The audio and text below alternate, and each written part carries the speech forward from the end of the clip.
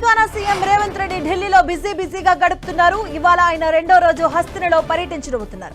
ఈ పర్యటనలో భాగంగా ఇవాళ పలువురు కేంద్ర మంత్రులను కలవబోతున్నారు సీఎం. టీపీసీసీ వర్కింగ్ ప్రెసిడెంట్ పై కాంగ్రెస్ పెద్దలతో చర్చించబోతున్నట్టుగా సమాచారం. అటు నిన్న బనకచెర్లపై కేంద్రానికి వినతులు అందించారు. తెలంగాణ ఏపీ రాష్ట్రాల మధ్య వివాదాస్పదంగా మారిన బనకచెర్ల ప్రాజెక్టు అంశంపై కేంద్ర జలశక్తి మంత్రి సిఆర్ పాటిల్ ను కలిశారు సీఎం రేవంత్ రెడ్డి. బనకచెర్లను అడ్డుకోవాలని కేంద్ర మంత్రికి ఫిర్యాదు చేశారు. తెలంగాణ ప్రయోజనాలకు విరుద్ధంగా బనకచెర్ల ప్రాజెక్టు ప్రతిపాదన ఉందన్నారు సీఎం రేవంత్. రాష్ట్ర పునర్విభజన చట్టం నిబంధనల్ని ఏపీ ఉల్లంఘిస్తుందన్నారు. గోదావరిలో 1000, కృష్ణాలో 500 టీఎంసీల నీటి వినియోగానికి ఎన్ఓసీ ఇవ్వాలని విజ్ఞప్తి చేశారు. రెండో రోజు ఢిల్లీలో కొనసాగుతుంది సీఎం రేవంత్ పర్యటన. దీనికి సంబంధించిన పూర్తి అప్డేట్స్ మా కరెస్పాండెంట్ గోపి అందిస్తారు. గోపి,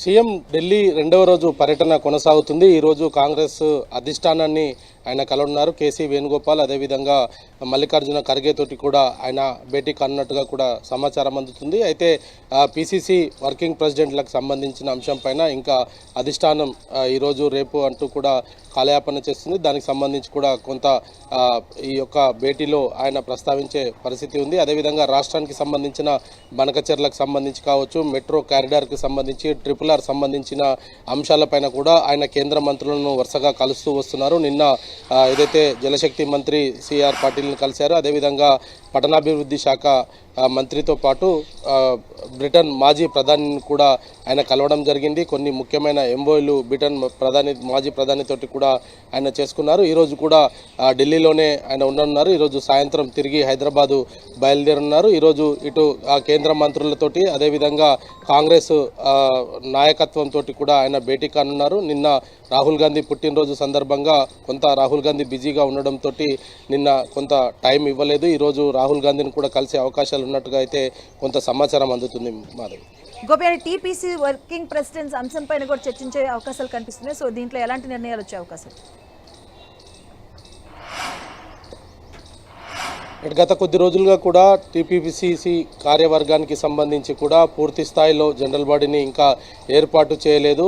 అయితే స్థానిక సంస్థల ఎన్నికలకు వెళ్లే యోచనలో ఉన్న నేపథ్యంలో టీపీసీసీ కార్యవర్గ కూర్పు అనేది కూడా పూర్తి స్థాయిలో ఉంటే రానున్న ఏదైతే స్థానిక సంస్థల ఎన్నికలలో కొంత ప్లస్ అవుతుందన్న అంశం పైన కూడా కాంగ్రెస్ అధిష్టానం దృష్టికి సీఎం తీసుకువెళ్తారనేది కూడా కొంత సమాచారం ఉంది. అదేవిధంగా ఈ యొక్క వర్కింగ్ ప్రెసిడెంట్ల నియామకానికి సంబంధించి కూడా గత కొద్ది రోజులుగా కాలయాపన జరుగుతున్న నేపథ్యంలో వెంటనే ఆ వర్కింగ్ ప్రెసిడెంట్లకు సంబంధించి కూడా వెంటనే ప్రకటించాలని కూడా ఆయన కాంగ్రెస్ పెద్దలను కోరనున్నారు. అదేవిధంగా రాష్ట్రంలో అమలవుతున్న పథకాల తీరు, ఇతర అంశాలపైన కూడా ఆయన కాంగ్రెస్ పెద్దలతోటి చర్చించే అవకాశాలు అయితే ఉన్నాయి. ఈరోజు కూడా ఢిల్లీలోనే ఉంటున్నారు కాబట్టి ఖచ్చితంగా ఇటు కాంగ్రెస్ పెద్దలతో పాటు కొంతమంది కేంద్ర మంత్రులను కూడా కలవనున్నారు. వారికి సంబంధించిన అపాయింట్మెంట్స్ ఇంకా ఖరారు కాలేదు.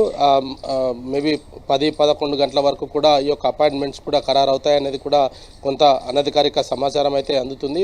దాంతో ఇటు ఆ RRRకు సంబంధించి కావచ్చు, మూసీ నది ప్రక్షాళనకు సంబంధించి ఇతర అంశాలపైన కూడా ఆయన కేంద్ర ప్రభుత్వ పెద్దలను కూడా కలవనున్నారు. అదేవిధంగా రాష్ట్రంలో కాంగ్రెస్ పరిపాలనకు సంబంధించి కాంగ్రెస్ పార్టీ అమలు చేస్తున్న విధానము, ఇతర అంశాలు, కాంగ్రెస్ ఇప్పటికే కులగణనకు సంబంధించి జనగణనలో కులగణన చేయాలంటూ కూడా ఇటు బీజేపీ పైన కూడా కొంత ఒత్తిడి తెచ్చే యోచనలో కూడా ఇటు ఇప్పటికే కర్ణాటక ప్రభుత్వం మరోసారి కూడా జనగణనలో కులగణన చేయాలంటూ కూడా నిర్ణయించుకున్న నేపథ్యంలో వీటన్నిటిపైన కూడా కాంగ్రెస్ పెద్దలతోటి ఆయన ఈరోజు చర్చించే అవకాశాలు అయితే కనపడుతున్నాయి.